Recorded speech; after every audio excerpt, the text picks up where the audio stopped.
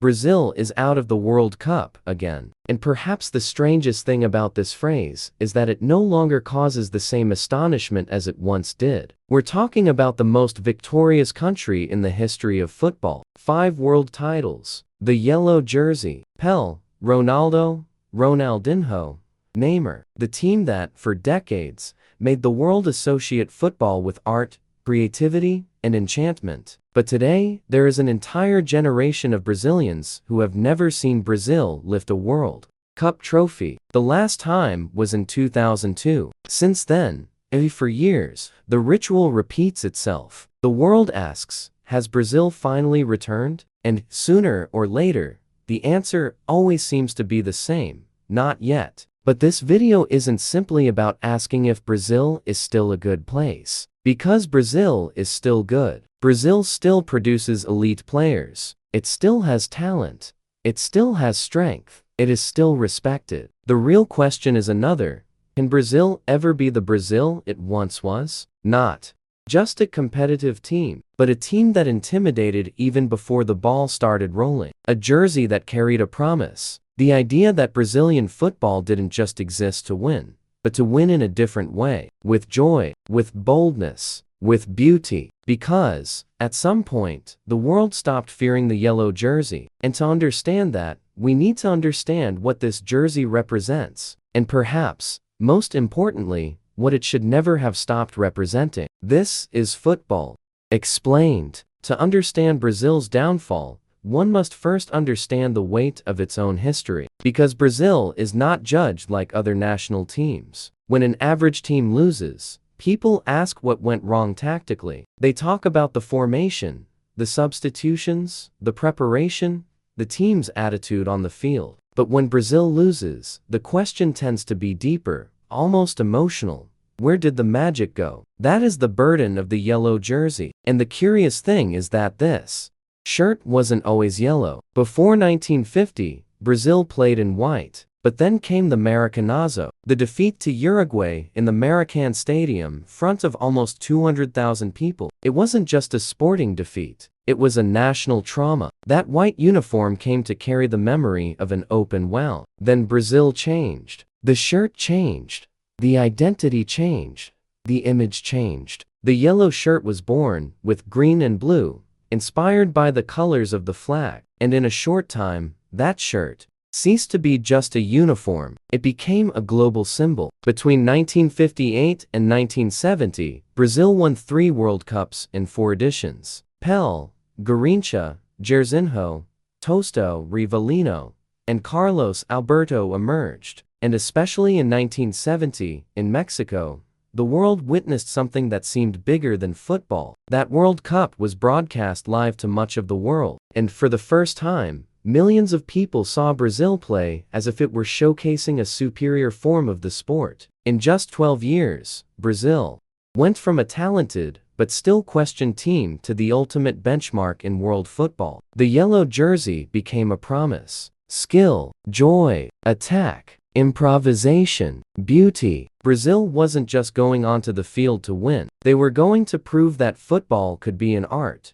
And this promise was passed down from generation to generation, even when Brazil wasn't winning. The 1982 team, for example, didn't even reach the semi-finals of the World Cup. They lost to Italy and were eliminated. But to this day, they are fondly remembered around the world. Zico, S. Crates, Falco, Cerezo, J. Nair. A defeated team, but treated as a masterpiece. And that shows the magnitude of the myth. Brazil was no longer judged solely by results. It was judged by the need to keep a legend alive. And perhaps that's the hardest burden to bear in football. It's not a trophy, it's a myth. When people think of Brazil, they think of beautiful game. They think of artistic football. They think of dribbling, creativity, lightness, and courage. For a long time, this was true. But football has changed. The world has evolved. The Netherlands showed that the game could be total,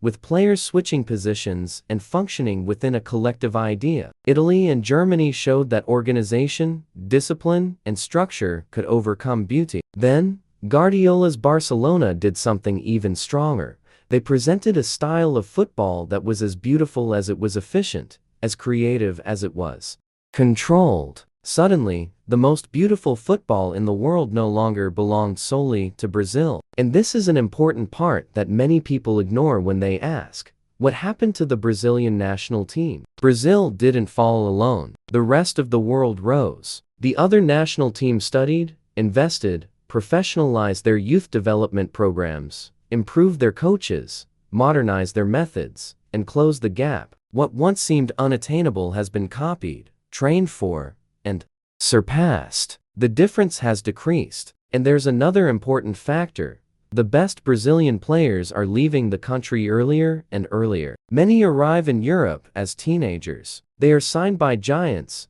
join huge squads, learn rigid systems, receive specific roles, and are molded within a more controlled football environment. This has advantages, of course. They evolve physically, tactically, and professionally. But there is also a risk. The risk of losing some of that spontaneity. That made Brazilian players unpredictable. The risk of becoming very well trained, but less free. The risk of carrying less street experience, less improvisation, less instinct. Brazilian football has always been born in informal spaces. On the street, on the makeshift field, on the court, on empty land. In football without a coach, without a clipboard, without a manual. There, the boy learned to dribble because he needed to survive in the game. He learned to make quick decisions because space was limited. He learned to improvise because there was no other option. But many of these spaces have disappeared. Urbanization, violence, and the transformation of cities have pushed football into more controlled environments, youth academies, indoor courts, organized training sessions. The talent still exists, but the environment that fostered that talent has changed. And when Brazil faces European teams in knockout rounds, it often encounters a refined version of itself. Players with technique, organization, intensity, and tactical repertoire. The difference is that now, Brazilian improvisation doesn't frighten people as much as it used to. But it would also be simplistic to say that Europe took away the essence of Brazil. The truth is more complex. In 2018, for example, when Brazil lost to Belgium, some of the most creative players on the field were on the Belgian side. Eden Hazard had that typical South American unpredictability, low center of gravity, short dribble, freedom, unbalancing the opponent. Kevin De Bruyne played with the elegance and vision reminiscent of great classic midfielders. In other words, it's not that Brazil has completely stopped producing talent. The world has also learned how to produce beauty, and that makes everything more difficult. But Brazil's downfall is not just a technical one, it's also symbolic, because Brazil is judged by a different standard. When another country wins playing poorly, it's pragmatism. When Brazil wins playing poorly, it's an identity crisis. When another country stalls, it's strategy. When Brazil does it, people ask what happened to the soul of Brazilian football. That's the problem with having been turned into an idea. Brazil has never been allowed to be just a national team. It was a promise, a spectacle, a cherished memory of world football. And ideas are much harder to sustain than results. For a long time, the yellow jersey had an effect on opponents even before the opening whistle. It intimidated them. There was a mystique, a feeling that, at any moment, something brilliant could happen. An impossible dribble, a pass that nobody saw, a goal that only Brazilians seemed capable of inventing. Today, that feeling has lessened. Respect still exists, but the same fear no longer exists. The image is powerful.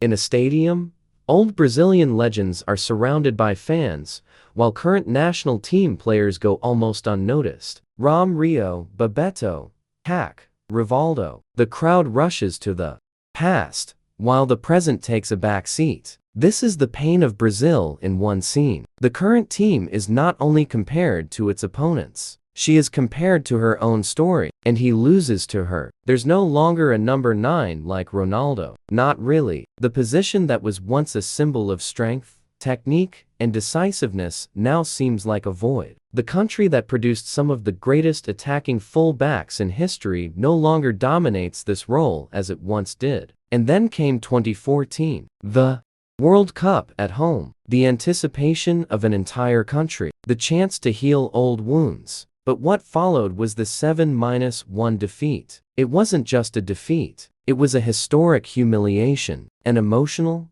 tactical, and symbolic collapse. A night that changed the Brazilian people's relationship with their national team. The shirt that once seemed invincible now also carries the reminder of vulnerability. And in recent years, even the yellow jersey has been drawn into the country's political divisions. A symbol that once united people has, for a time, become a source of division. Brazilian football has lost some of the fear it once inspired in others. And it has also lost some of the emotional connection it had with its own people. But caution is needed. It would be easy to end this video by saying that Brazil is finished. But that wouldn't be true. Brazil continues to be a powerhouse. It continues to produce talent. It continues to have players capable of deciding big matches. It continues to be one of the most respected countries in world football. Vini Jr., Rodrigo, Rafinha, Endrick, and so many others show that the wellspring of talent has not yet dried up.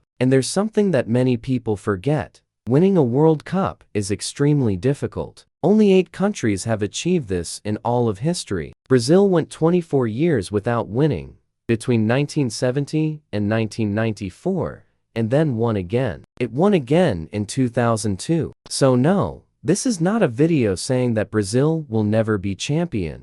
Again, Brazil could win another World Cup, but perhaps the toughest question is another.